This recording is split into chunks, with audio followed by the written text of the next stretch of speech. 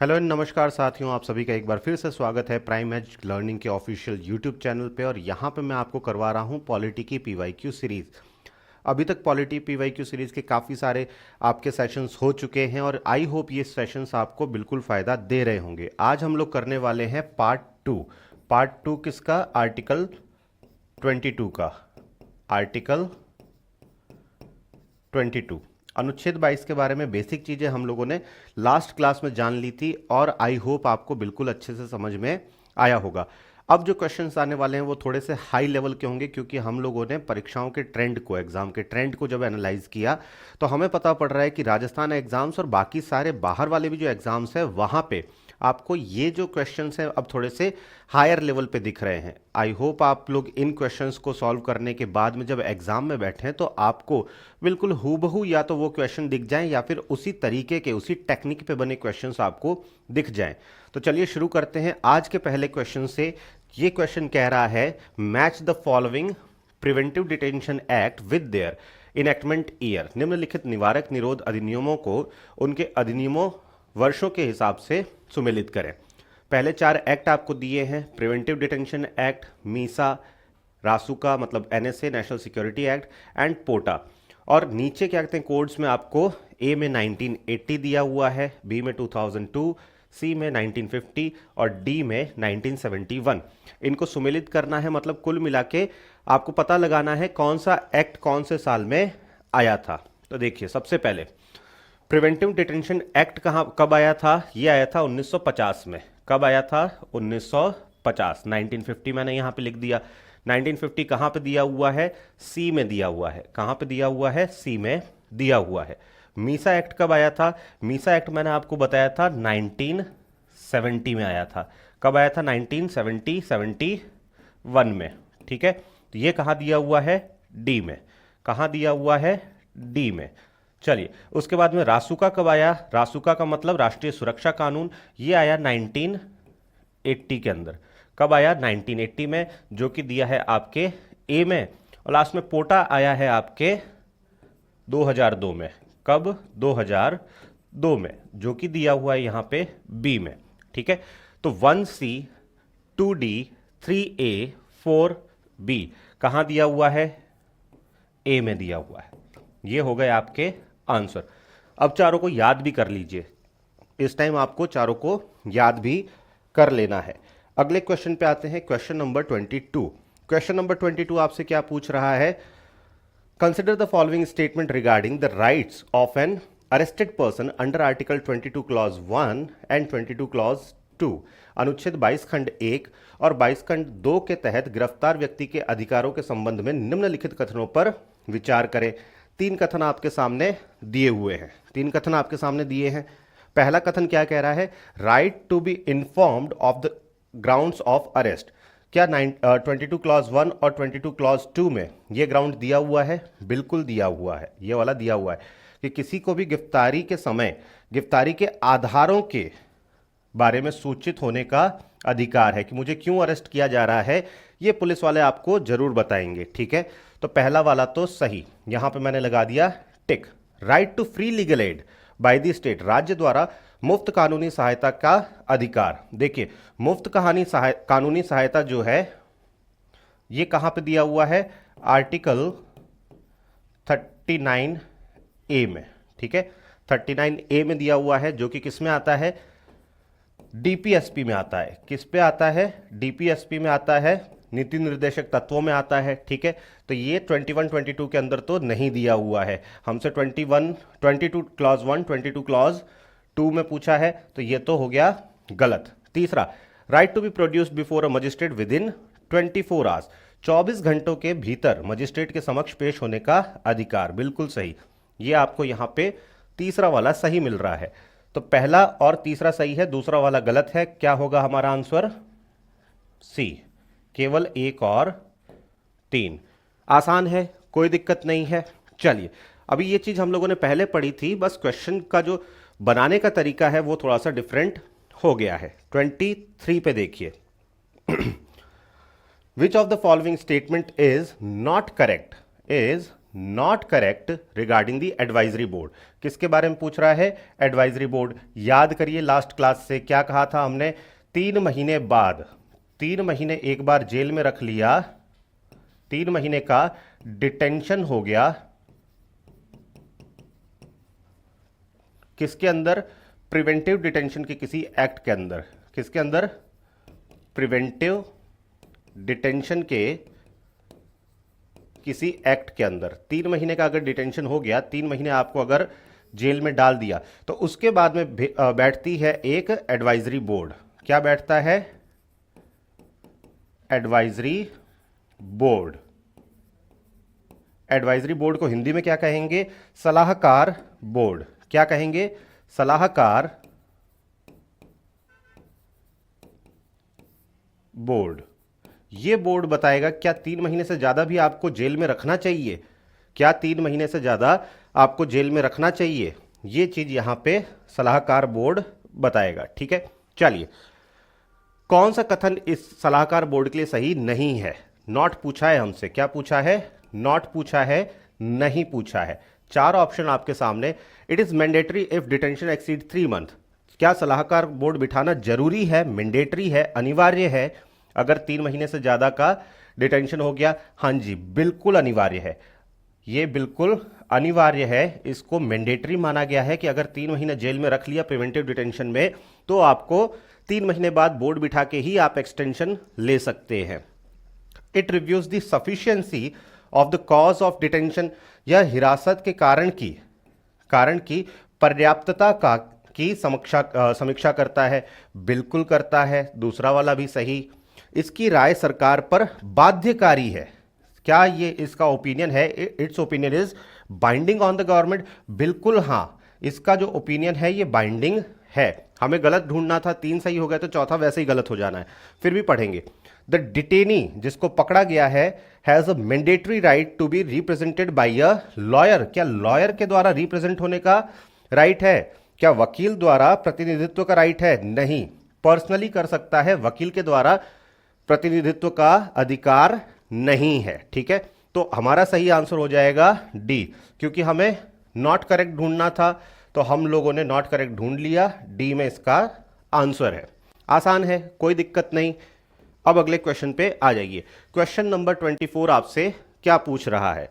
Question number 24 आपसे पूछ रहा है, in the context of article 22 the punitive detention, ये प्रिवेंटिव डिटेंशन नहीं है, ये प्यूनिटिव डिटेंशन है, इज अनुच्छेद 22 के संदर्भ में दंडात्मक निरोध क्या है? प्यूनिटिव डिटेंशन कब मिलता है? जब एक बार कोर्ट आपको सजा दे देती है। जैसे मान लीजिए किसी को 5 साल की सजा हुई, तो 5 साल वो जो जेल में रहेगा वो प्यूनिटिव डिटेंशन है। ठीक है, अपराध करने से पहले नहीं, अपराध करने के बाद, कोर्ट से सजा मिलने के बाद। ठीक है, चलिए, to punish a person for an offence, punish करना सबसे पहली चीज किसके लिए? For an offence committed by him after trial. After trial, trial कौन करता है? ट्रायल हमेशा याद रखेंगे कोर्ट ही करता है। And conviction, and conviction in a court, in a court, किसी व्यक्ति को अदालत में, कहां पे? अदालत में मुकदमे और दोष सिद्धि के बाद उसके द्वारा किए गए अपराध के लिए दंडित करना, यही तो है प्यूनिटिव डिटेंशन। बिल्कुल सही, पहला ही हमें सही मिल गया, ये हो गया हमारा सही आंसर। बी सी डी फिर भी हम लोग पढ़ेंगे। बिना मुकदमे की हिरासत, बिना मुकदमे के डिटेंशन विदाउट ट्रायल तो किस में चला जाएगा? प्रिवेंटिव डिटेंशन में। किस में चला जाएगा? प्रिवेंटिव डिटेंशन में। ठीक है, चलिए, केवल शत्रु अन्य देशीय की हिरासत, detention of enemy aliens only नहीं। Detention for not paying taxes, ये तो सिविल हो गया, ये भी गलत। तो पहला वाला सही है, बाकी तीनों गलत हैं। अगला देखिए, अगला प्रश्न आपसे क्या पूछ रहा है? क्वेश्चन नंबर 25 पूछ रहा है आपसे, which article of the constitution authorises the parliament to prescribe the procedure to be followed by an advisory board in an inquiry under clause 4। किसके क्लॉज 4 की बात कर रहा है? आर्टिकल 22 हम लोग पढ़ रहे हैं, तो 22 के क्लॉज 4 22 खंड 4 की बात कर रहा है। ठीक है, संविधान का कौन सा अनुच्छेद संसद को खंड 22 खंड 4 के तहत जांच में सलाहकार बोर्ड द्वारा अपनाई जाने वाली प्रक्रिया निर्धारित करने के लिए अधिकृत करता है। Article 22 clause 7 sub clause C, अनुच्छेद 22 खंड 7 उपखंड ग, पहला वाला ही सही। ये रटने वाली चीज है बच्चों, यहां हम लोग रट लेंगे। 22/6, 22/5 और 22/7 में ये चीज नहीं आती है।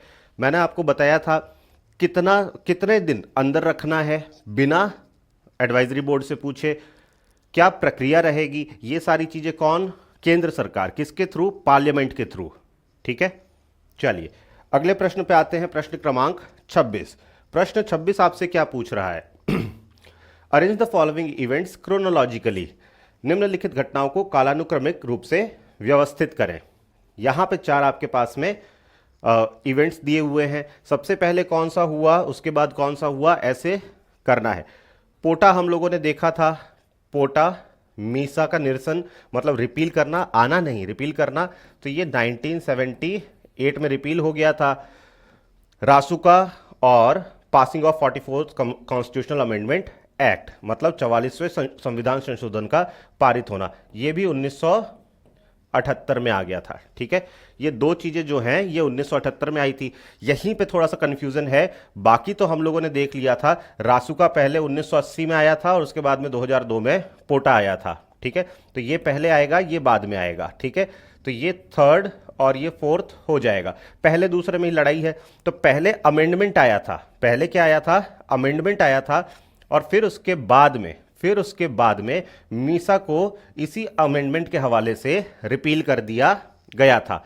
और फिर 3 और 4 तो हम लोगों ने पहले भी देख रखा है। 3 और 4 1980 और 2002 हम लोगों ने पहले से देख रखा है। लास्ट क्लास देखिए बच्चों, बिल्कुल आपको याद आ जाएगा। 4 2 3 1, 4 2 3 1 कहां दिया हुआ है, 4 2 3 1। ठीक है, चलिए ये थोड़ा सा कंफ्यूज करने वाला था, बाकी अच्छा है। First preventive detention act in India was passed in which year, पहला प्रिवेंटिव डिटेंशन एक्ट इंडिया में कब पास हुआ था, ये मैंने आपको सबसे पहले ही बता दिया था। पहला प्रिवेंटिव डिटेंशन हम लोगों ने संविधान के बनते ही पास कर दिया था, तो 1950 में आ गया था। 1947 में तो आज़ाद हुए थे, संविधान बना ही नहीं था। 52-55 में नहीं बना था। फैक्चुअल है, याद कर लेना है।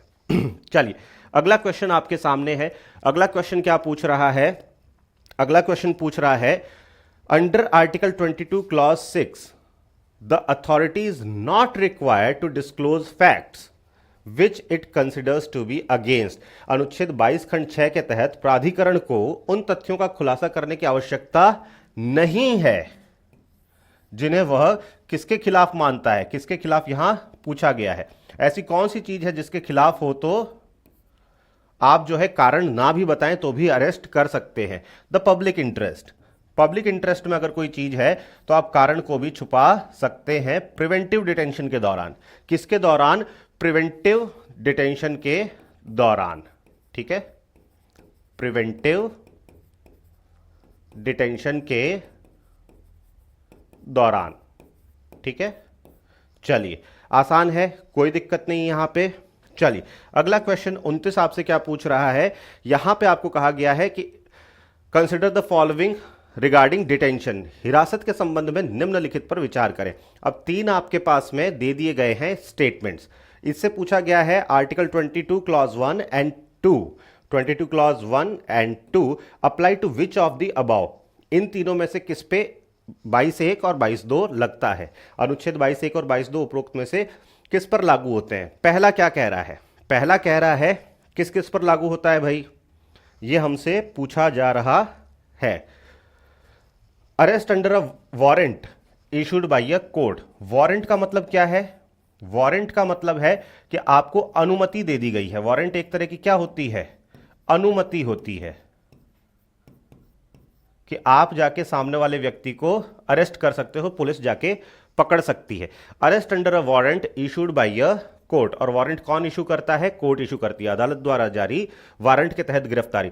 अगर वारंट के तहत गिरफ्तारी हो रही है तो यह प्रिवेंटिव डिटेंशन में नहीं आता है, यह प्रिवेंटिव डिटेंशन में नहीं आता है। अरेस्ट फॉर फेलियर टू पे इनकम टैक्स। इनकम टैक्स अगर कोई देने से वंचित हो जाता है, आयकर का भुगतान करने पर गिरफ्तारी होती है, तो क्या वो प्रिवेंटिव डिटेंशन में आएगा? क्या इसको ये अधिकार प्राप्त होंगे 22(1), 22(2) वाले? नहीं भाई, इसको ये अधिकार प्राप्त नहीं होंगे।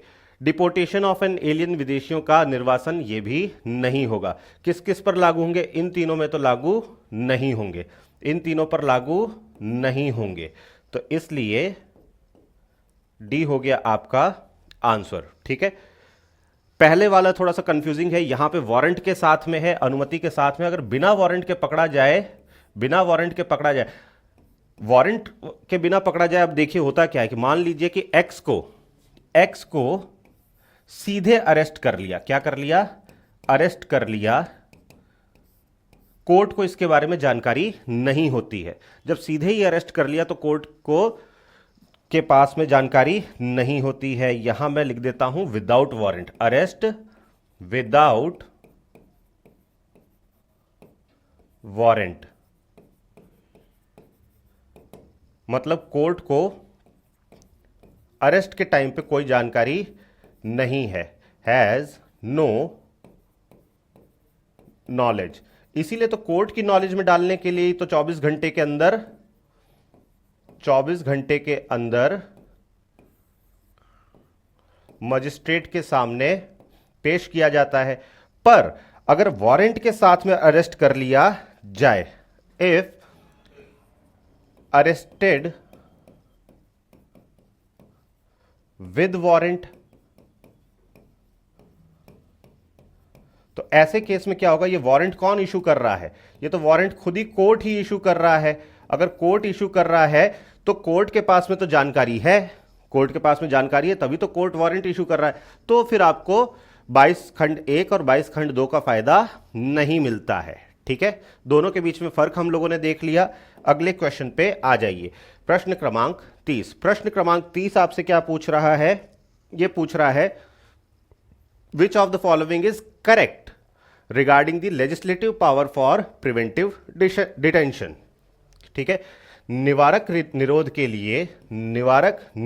लिए विधायी शक्ति के संबंध में निम्नलिखित में से कौन सा सही है? हमें नहीं पूछा है, इस बार करेक्ट ही चुनना है। पहला, सार्वजनिक व्यवस्था के लिए संसद ही कानून बना सकती है, only parliament can make laws for public order. नहीं भाई, पब्लिक ऑर्डर मैंने आपको लास्ट क्लास में बताया था, यहां पे स्टेट और सेंटर दोनों बना सकती है, दोनों जो है वो कानून बना सकती है। और इसको कहा जाता है कॉन्करेंट लिस्ट। क्या कहा जाता है? Concurrent list. हिंदी में बोले तो समवर्ती सूची। ठीक है, चलिए, तो पहला वाला तो गलत। सिर्फ पार्लियामेंट बना सकता है क्या? नहीं, स्टेट भी बना सकती है, क्योंकि कॉन्करेंट लिस्ट में आता है public order. Only state legislature, सिर्फ स्टेट लेजिस्लेचर बना सकती है क्या? नहीं, सिर्फ स्टेट नहीं बना सकती है। Both parliament and state legislature can make laws for the security and of the state. Security किस में आ जाता है? सिक्योरिटी आ जाता है डिफेंस के अंदर। किस में आ जाता है? डिफेंस के अंदर। और पहले ही मैंने आपको बताया, जब डिफेंस एंड फॉरेन पॉलिसी की बात आए तो सिर्फ और सिर्फ कौन कानून बना सकता है? सेंटर। सिर्फ और सिर्फ सेंटर मतलब संसद। तो यहां पे तो लिखा है पार्लियामेंट एंड स्टेट लेजिस्लेचर, तो इस वजह से ये हो गया गलत। पहला गलत, दूसरा गलत, तीसरा गलत, तो चौथा सही हो जाएगा। पढ़ते हैं, only parliament can make laws for defence and foreign affairs. रक्षा और विदेशी मामलों के लिए केवल संसद ही कानून बना सकता है। बात एकदम सही, D is the correct answer. D जो है वो हो गया आपका करेक्ट आंसर। ठीक है, आसान है, कोई दिक्कत नहीं। चलिए 31 पे आते हैं। 31 हमसे क्या पूछ रहा है? Which of the following statement is are correct. Correct पूछा गया है regarding the 44th constitutional amendment act 1978 concerning article 22। यहां पे सिर्फ आर्टिकल 22 के हिसाब से हमें बताना है अनुच्छेद 22 के संबंध में 44वें संशोधन अधिनियम 1978 के बारे में निम्नलिखित में से कौन सा या कौन से कथन सही हैं? ठीक है, चलिए भाई, कौन से कथन यहां पे सही है? It abolish the provision of preventive detention completely, क्या पूरी तरीके से, कंप्लीटली, पूरी तरह से निवारक निरोध के प्रावधान को समाप्त कर दिया गया था? नहीं। यहां पे क्या कहा गया था? जो 3 महीने का, 3 मंथ्स का जो प्रिवेंटिव डिटेंशन है बिना एडवाइजरी बोर्ड की सलाह के, उसे 2 मंथ कर दो। ठीक है, बस इतना ही कहा था यहां पे।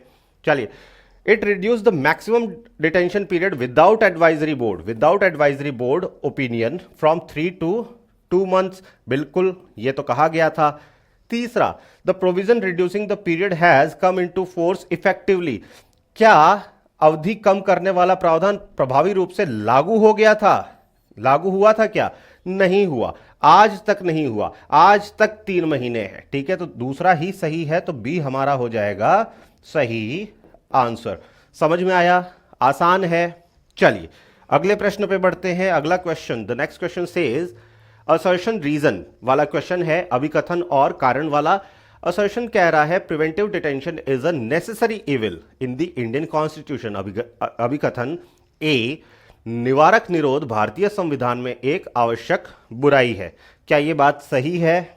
बिल्कुल सही है, बिल्कुल सही है। हाँ, गलत तो है, किसी को बिना पूछे बिना ट्रायल के आप 3 महीने जेल में रख लो, गलत सा तो लग रहा है, पर ये जो है ये क्या है? आवश्यक बुराई है। क्या है? आवश्यक बुराई है। ये एक नेसेसरी इविल है। क्या है? नेसेसरी इविल है। बात तो सही है। रीजन पढ़िए, it infringes upon personal liberty, but, ये इन्फ्रिंज तो करता है पर्सनल लिबर्टी पे, but it is required for the security of the state and public order, पर यह व्यक्तिगत स्वतंत्रता का उल्लंघन करता है, लेकिन राज्य की सुरक्षा, क्या? राज्य की सुरक्षा और सार्वजनिक व्यवस्था के लिए आवश्यक है। यह भी बात एकदम सही है। यहां बिकॉज लगा के देखिए, क्या सही बैठ रहा है? क्योंकि लगा के देखिए, निवारक निरोध भारतीय संविधान में एक आवश्यक बुराई है क्योंकि यह व्यक्तिगत स्वतंत्रता का उल्लंघन करता है, लेकिन राज्य की सुरक्षा और सार्वजनिक व्यवस्था के लिए आवश्यक है। बिल्कुल सही बैठ रहा है। Both A and R are true and R is the correct explanation of A. A और आर दोनों सत्य हैं और आर ए की सही व्याख्या है। ठीक है, आसान। चलिए अगले प्रश्न पे आते हैं। अगला प्रश्न आपसे क्या पूछ रहा है? Consider the following statement about the advisory board, सलाहकार बोर्ड के बारे में अंडर आर्टिकल 22 क्लॉज 4, अनुच्छेद 22 खंड 4 के तहत सलाहकार बोर्ड के बारे में निम्नलिखित कथनों पर विचार करिए। उसके बाद में हमें क्या करेक्ट या इनकरेक्ट, हमें ढूंढना है करेक्ट, कौन सी बात सही है ये हमें देखना है। ठीक है, चलिए पहला वाला देखिए, the board must submit, must लिखा है यहां पे, the board must submit its report with in 3 months। क्या बोर्ड को 3 महीने के अंदर अंदर अपनी रिपोर्ट देनी होगी? बिल्कुल देनी होगी। अगर 3 महीने के अंदर रिपोर्ट नहीं देगा तो एक्सटेंशन हो जाएगा ना, जो प्रिवेंटिव डिटेंशन कर रखा है उसे एक्सटेंड कर देंगे, जेल में जो है वो 3 महीने से ज्यादा रह जाएगा बिना रिपोर्ट के। तो मस्ट है, the board must submit its report with in 3 months। Board को 3 महीने के भीतर अपनी रिपोर्ट प्रस्तुत करनी होगी। बिल्कुल सही, बिल्कुल सही। Second, if the board report that there is insufficient cause for detention, the government can still detain the person। यदि बोर्ड रिपोर्ट करता है कि हिरासत के लिए पर्याप्त कारण नहीं है, तो सरकार फिर भी व्यक्ति को हिरासत में रख सकती है? नहीं रख सकती है। क्यों? क्योंकि बोर्ड का, एडवाइजरी बोर्ड का जो ओपिनियन है वो बाइंडिंग है बच्चों। क्या है? बाइंडिंग है, बाध्यकारी है। क्या है? बाध्यकारी है। ठीक है, याद रहेगा। दूसरा वाला गलत हो गया। The proceeding of the advisory board are confidential. क्या एडवाइजरी बोर्ड की जो प्रोसीडिंग्स हैं वो कॉन्फिडेंशियल है? सलाहकार बोर्ड की कार्यवाही गोपनीय है। हां जी, सलाहकार बोर्ड जो भी कार्रवाई करेगा वो पब्लिक में नहीं आती है, वो पब्लिक में नहीं आती है। इसलिए पहला और तीसरा सही, बी हो जाएगा हमारा सही आंसर, बी हो जाएगा हमारा सही आंसर। आसान है, कोई दिक्कत नहीं। अगले प्रश्न पे आइए। अगला प्रश्न कह रहा है in the case of A K. Gopalan versus state of Madras 1950 का ये केस है, याद रखेंगे।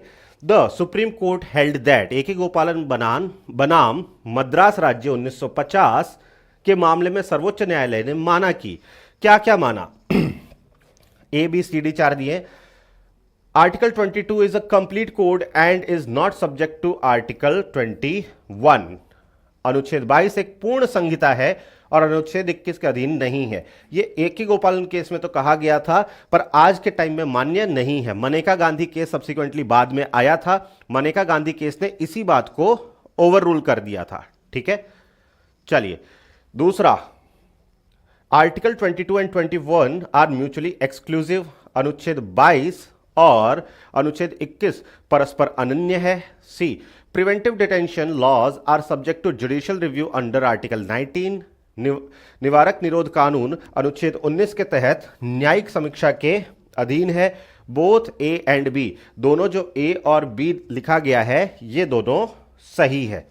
कौन सा वाला सही होगा बच्चों, कौन सा वाला होगा?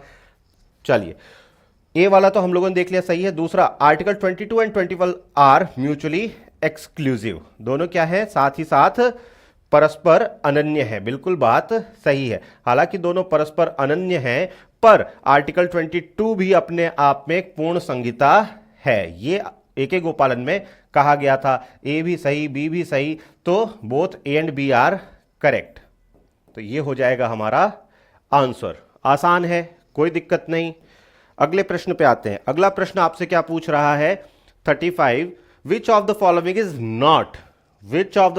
Is not a ground for preventive detention under Indian laws. निम्नलिखित में से कौन सा भारतीय कानूनों के तहत निवारक निरोध का आधार नहीं है? नॉट पूछा है हमसे। क्वेश्चन अच्छे से पढ़ना। राज्य की सुरक्षा तो आधार है, सिक्योरिटी ऑफ स्टेट तो है। मेंटेनेंस ऑफ पब्लिक ऑर्डर भी आधार है। सार्वजनिक व्यवस्था का रखरखाव भी एक आधार है।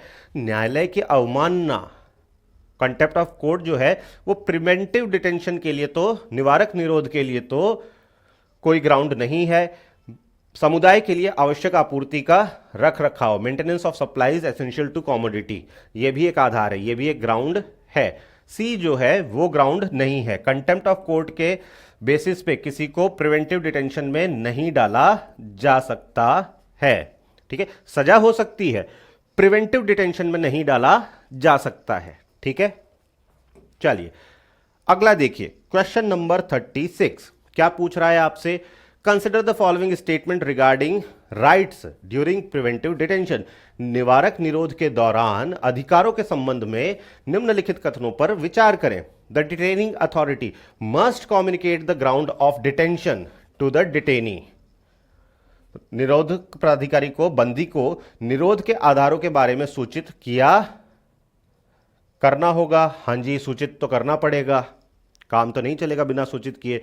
The detainee has the right to cross examine witness against him before the advisory board. बंदी को सलाहकार बोर्ड के समक्ष अपने खिलाफ गवाहों से जिरह करने का अधिकार है। जिरह करने का अधिकार नहीं है, अपनी बात रखने का अधिकार है। That's it. The detainee has the right to make a representation against the detention order. बंदी को निरोध आदेश के खिलाफ अभ्यावेदन करने का अधिकार है। हां जी, पर्सनल रिप्रेजेंटेशन तो वो दे सकता है। ठीक है, पहला वाला सही था, हां जी। तीसरा वाला सही, हां जी। दूसरा वाला गलत है, तो 1 and 3 ओनली, केवल 1 और 3। आसान हो गया, कोई दिक्कत नहीं है। अगले प्रश्न पे आइए। अगला प्रश्न आपके सामने क्वेश्चन नंबर 37 आपसे क्या पूछ रहा है? 37 आपसे पूछ रहा है, parliament has enacted the unlawful activities prevention act UAPA under which power of Article 22 is the pre-trial detention period extended beyond 24 hours in such special laws। संसद में गैर कानूनी गतिविधियों रोकथाम अधिनियम यूएपीए अधिनियमित किया है। अनुच्छेद 22 की किस शक्ति के तहत ऐसे विशेष कानूनों में 24 घंटे से अधिक की पूर्व परीक्षण हिरासत अवधि को बढ़ाया जा सकता है? 22 क्लॉज 7 जो कि बात करता है किसकी? प्रिवेंटिव डिटेंशन की। प्रिवेंटिव डिटेंशन की बात करता है। निवारक निरोध। ठीक है, ये हो गया हमारा आंसर। चलिए 38 पे हम लोग आ चुके हैं। 38 नंबर क्वेश्चन आपसे क्या पूछ रहा है? क्वेश्चन नंबर 38 आपसे पूछ रहा है the procedure established by law in article 21 and the procedural safeguard in article 22 were linked together in which landmark judgment. अनुच्छेद 21 में कानून द्वारा स्थापित प्रक्रिया और अनुच्छेद 22 में प्रक्रियात्मक सुरक्षा उपायों को किस ऐतिहासिक फैसले में एक साथ जोड़ा गया था? किस में जोड़ा गया था? यह जोड़ा गया था मनेका गांधी केस में। यह अभी हम लोगों ने देखा, ए.के. गोपालन को ओवर रूल जो किया था वो मनेका गांधी केस ने ही किया था। ठीक है, 21 और 22 को जोड़ा था। ठीक है, rule of law and procedure established by law को यहां पे प्रोसीजरल सेफगार्ड के साथ में जोड़ा गया था। चलिए भाई, आज का सेकंड लास्ट क्वेश्चन देखते हैं। Identify the incorrect statement. क्या ढूंढना है हमें?